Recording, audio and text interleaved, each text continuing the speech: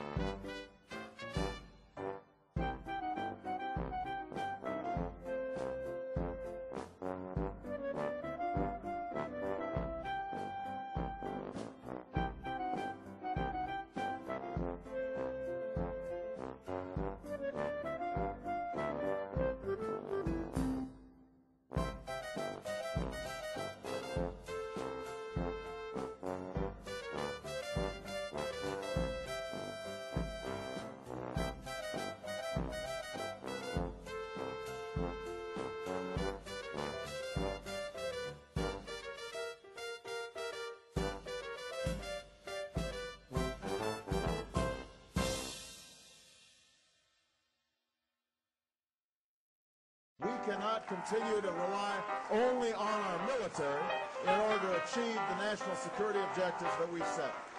We've got to have a civilian national security force that's just as powerful, just as strong, just as well funded.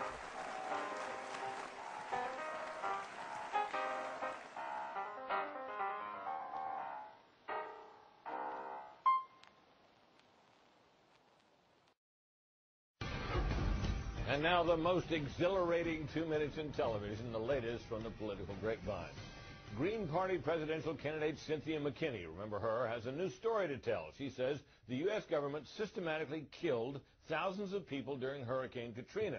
McKinney was speaking at Oakland's Laney College during a conference Sunday on reforming the justice system when she said that after Katrina, a woman called her explaining, quote, her son's charge by the Department of Defense was to process 5,000 bodies that had received a single bullet wound to the head. The bodies were dumped in the swamp in Louisiana. This is true. I suspect that these were prisoners. McKinney claims the man who said this is afraid to come forward because he signed a silence agreement with the government, adding that Red Cross workers had verified the mass killings. I had a mother to call me because her son had a very gruesome task. Her son's charge by the Department of Defense was to process 5,000 bodies that had received a single bullet wound to the head. And these were mostly males. And her son was afraid to talk because he had signed a silence agreement. So he only complained to his mother. But the data about these individuals was entered into a Pentagon computer. And then reportedly, the bodies were dumped in a swamp in Louisiana. This is as a result of the tragedy of Hurricane Katrina. Now, I have and I have verification from insiders who wish to remain anonymous at the Red Cross that this is true. I suspect that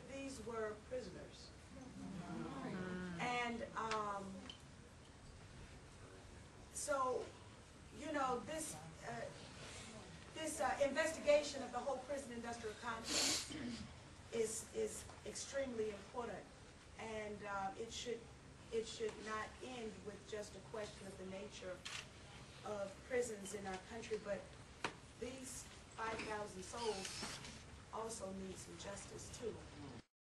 I'm here to talk to you about the problem of slavery. It didn't end in the 1860s. It's a social malady that's with us today, and it's increasing in its scope and virulence.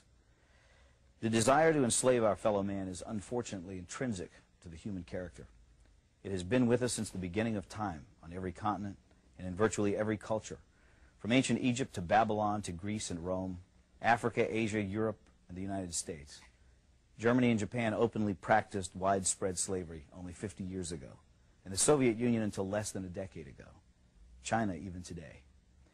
It's a disease of our human nature, and yet people are under the impression that it no longer exists. I say to you that in a subtle form it exists in America today, and it's becoming less subtle and more manifest. Madison Avenue has just cleaned it up a little bit, dressed it up in new words. The slave master is now Big Brother, someone to protect you, someone to confide in. But it's all the same. He owns your life. This may sound far-fetched, but I think I can prove it. When the IRS allows you a tax deduction, they and their congressional collaborators and the media call it a tax subsidy. In other words, they designate it as a gift to you, a subsidy. The only way they could conceive this terminology is by presupposing that they, i.e. the government, own all the money. Their view is that they're entitled to it all. That which they allow you to keep is their compassionate and generous gift to you. How can this be? You create the money by your efforts, your sacrifice, your creativity, your risk-taking. So how can it belong to them? It's very simple. They own you.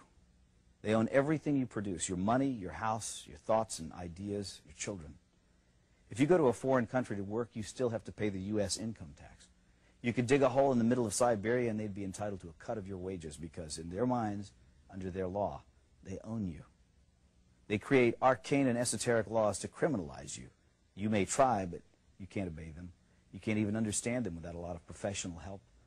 You have to run around slavishly collecting little pieces of paper, receipts, 7 years of detailed financial records because you might be called on to give an account of yourself to the big boss man. And if you've made a mistake, he can take everything you have. He loves it that way.